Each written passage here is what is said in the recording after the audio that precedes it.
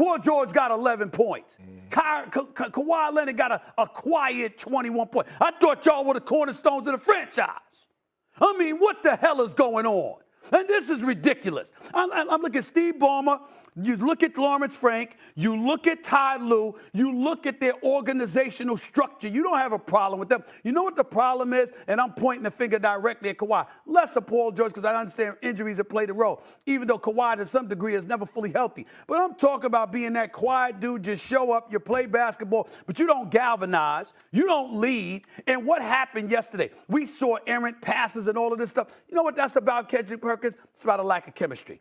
It's about a lack of practicing together and playing together and all of this other stuff. That's what that's about. That's about that more than anything else. So I just wanted to sit up there and say the Clippers stink right now, okay? It really bothers me because I know what they're capable of, but it's not about their ability. I question their commitment. I question their want-it factor. I question the dog in them instead of looking like a bunch of puppies. I question all of that. That's what I see when I look at the Los Angeles Clippers. I don't see a lack of talent. I'm talking about that dog inside of you. I don't see that. Every time adversity strikes, they fold, they fade. And that's what bothers me. That's what bothers me more than anything else. And I feel sorry for my man Ty Lue, who I think is one of the best coaches in basketball, subjected to this kind of misery. It's damn depressing to watch him on the sideline. You know, you see the look on his face, Kendrick Perkins. He looking at dudes like, I can't believe that I got to deal with this. Look at this nonsense. And I'm being kind because we on FCC airwaves. Go ahead, Kendrick. Go ahead, man. It's ridiculous. You know what's crazy is that the Clippers are the true definition of front runners. They have been the biggest disappointment of the season. You know, I've been in my Jay-Z bag, you know what I'm saying, listening to music because I've been traveling a lot. And he said, less is more. It's plenty of us. And why I say that is because they have too many pieces that are the same. And when I look at the Clippers, they are the veteran version of the Houston Rockets, meaning their IQ on both ends of the floor is beyond disturbing, the way that they play basketball. When you look at them going isolation, my turn basketball, and you look at Kawhi Leonard, oh, give me the ball, let me take it over, and then Norman Powell comes into the game, he think he's supposed to shoot every damn shot. No one is playing their role. No one is sacrificing. Now, when you talk about leadership, here's why I disagree with you at, Stephen A. Okay. When we talk about Kawhi Leonard. Kawhi Leonard has never been that vocal leader. You know who I'm pointing the finger at? Paul George. Paul George is the one that's in the media. He's doing interviews. By the way, he did a hell of an interview with J.J. Redick on his podcast. What is it, The Old Man in the Three or The Old Man in the Old Tree? Man in the Three. One of them, whatever. It was a good podcast. It was a good interview. But he said some things on there that made my damn skin crawl. For the simple fact that you're the franchise guy, and you're getting paid top dollar, I don't even care if you feel this way. You should never let the public know this, that I'm not the number one type option guy to lead a team to the championship. Like, if I'm Ty Lue and I'm Steve Ballmer and I'm on that Clipper roster, I feel some type of way.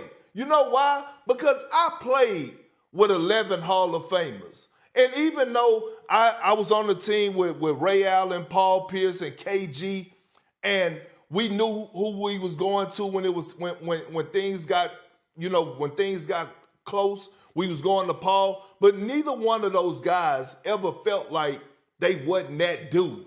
And for Paul George to go in there, it made me feel like he lacked confidence. And if he lacked confidence, then the Clippers are going to lack confidence. And so when I think about him being the vocal leader, him being in the press conference and on interviews and talking about this and talking about that, guess what?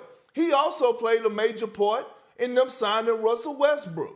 He also went out on the limb in the post-game interview and said, I would love to have Russ. He also was inside the organization pushing that he wanted Russell Westbrook. So at the end of the day, my thing is when I look at the Clippers and I look at Paul George in particular, all I keep seeing is excuse after excuse after excuse. And my thing is, when a guy comes out, your franchise guy, come out and say that I can't be the number one option on the championship team, to me, that's a cop-out. Hey, what's up, guys? Jag from Jaggy Sports. It's that time again. Let's do this. It's Happy Friday. Happy Friday. Let's talk about the Clippers. Now, the Clippers, they took on the Warriors last night and lost. But the main deal here is, I'm not pinpointing this on Russell Westbrook. I'm not, right? They're 0-4 ever since he came on board. I'm not pinpointing it on him, but what I'm doing here is emphasizing the fact that they never even guarded Westbrook. They never did. If you take a look at the clips, they never even, he had wide open shots, completely wide open shots, and he passed them up, right? He had 8 points and 6 rebounds last night. So that was Westbrook. Let's talk about Kawhi Leonard. Kawhi Leonard, he wasn't guarding anyone last night. Given the fact that he has 21 points, or he had 21 points, that's cool. But, he was the best player on the floor other than Mason Plumlee with 18 rebounds. That was pretty incredible. Paul George had 11 points. Now, why am I bringing up Paul George? Now, a buddy of mine texted me yesterday before the game, and he basically said, you got to check this clip out. And what the clip was basically saying, Paul George was on JJ Redick's podcast, and he goes, I acknowledge the fact that I am not the number one guy. I have an issue with this because, as I told my buddy, I said, okay, cool. If you say you're not the number one guy, you're supposed to say it to yourself, right? If you do say it. But the thing is, you're not supposed to, he said it all over the media, and the whole entire media was just like, okay, regardless of the fact that you said it or you didn't say it, but it just, and I agree with Perkins, it basically lacks self-confidence. And for him to say that is insinuating that, I'm the number 2 option and Kawhi Leonard's the number 1 option. But what happens when Kawhi Leonard gets injured? Right? What happens when Kawhi Leonard gets injured, Russell Westbrook gets injured, and you're the only guy left? But you told everybody that you're not the number 1 guy. So who's the number 1 guy, right? What I'm trying to say is, anything that comes out of your mouth is true, whether you want to believe it or not. So if I say to you that, I'm number 1, and I keep saying that, I don't know if you guys believe in manifestation or speaking into existence. That's what you're telling the universe, that you are number 1. So now he's out there telling the universe he's not the number 1 guy. Yet he's getting paid like the number 1 guy. So for me personally, I just think that it lacks self-confidence, right? If he had the confidence, if he had supreme confidence in his abilities, then he wouldn't have said it. So bottom line is, thoughts become things, as per The Secret. So if you think you're not number 1 and you acknowledge that, and guess what? You are not number 1 guy, right? And it's just when you go to shoot the ball, you're knowing that every time you shoot the ball, you're not the number 1 guy, right? Again, what if Kawhi Leonard gets injured? What if Russell Westbrook gets injured? Me personally, I did have an issue with this.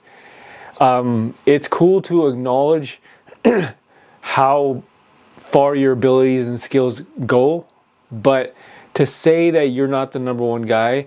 Like, I remember this guy in Indiana. He was taking on LeBron, and he was the number one guy on Indiana, right? He took on LeBron in that series, and it was phenomenal. This guy played insane. I know that was a long time ago, but you know, the Clippers obviously paid him very nicely because they thought he was the number one guy. If they thought that he was the number two guy, then they wouldn't have paid him that much. But for me personally, this is, you know, like, I believe in manifestation. I believe in speaking into existence. And I didn't like this. I'll tell you now, I did not like how he said out loud that he's not the number one guy. I get the fact that, Kawhi's skills are better than his, right? But as a basketball player, as a person, as, somebody in this world, you don't say stuff like that, because then it just wrecks your confidence level. And he said this yesterday morning, I believe it was. I got the text, and then all of a sudden, guy gets 11 points. I'm not saying that, his confidence got shattered last night, but moving forward, this is all over the media now. Obviously, you guys saw it on ESPN First Take, but what I'm saying is, you just don't say that out loud. You don't say it into the universe. Whatever you say into the universe, whether you want to believe it or not, most likely, if you say it enough times, it's going to happen. This is Jag from Jaggy Sports.